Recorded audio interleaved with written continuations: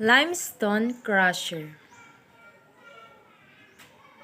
Common ethical theories of limestone crusher company. The three major aspects of the most common ethical theories of limestone crusher companies are as follows. The study of strain theory, the research of crushing effect, and the research of crushing power consumption. A new crusher developed on the principle of material layer crushing is the current main direction.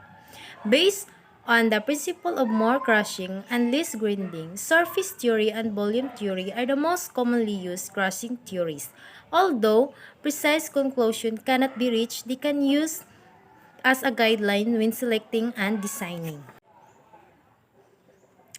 Computer ethics of Limestone Crusher Company.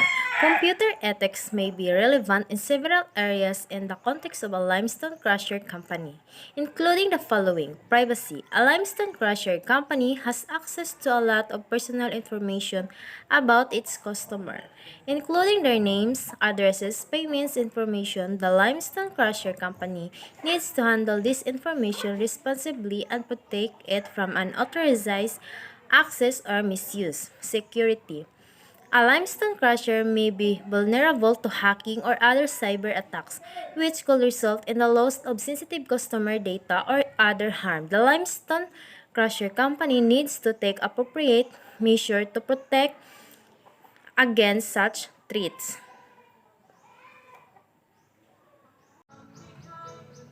Technology's impact on privacy. Limestone crusher rights refer to the rights of individuals to control and protect their personal information when using the Limestone Crusher app. These rights are typically protected by laws and regulations that require the Limestone Crusher app to obtain consent before collecting personal information and to handle that information responsibly and securely.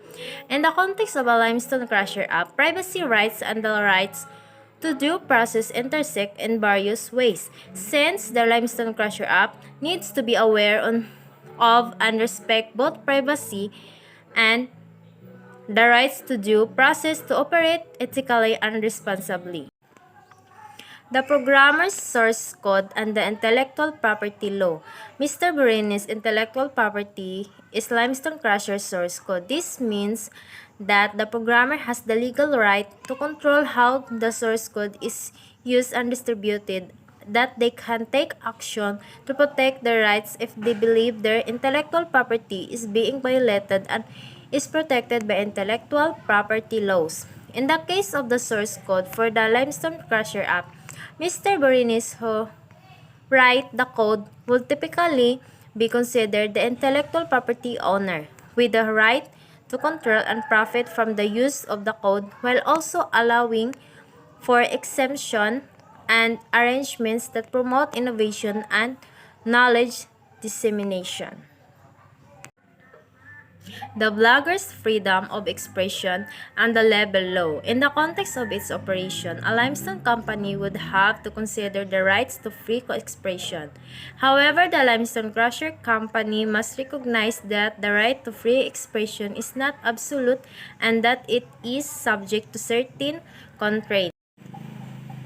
Cybercriminals and the cybercrime law. The Limestone Crusher Company would need to carefully review of the specific provisions of the law and understand the actions of behaviors that are prohibited in order to interpret the cybercrime law and understand the different elements of each cybercrime offense.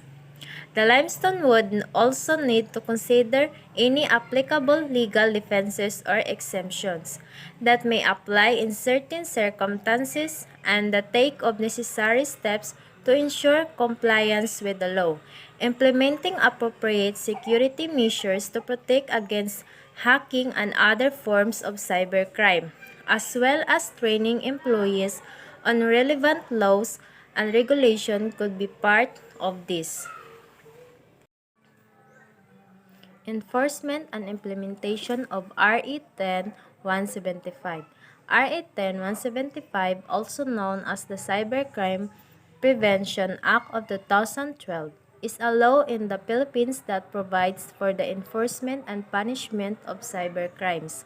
The law applies to any individual or organization that use a computer or other digital devices to commit certain specified offenses such as hacking, identity theft, or distribution of malicious software.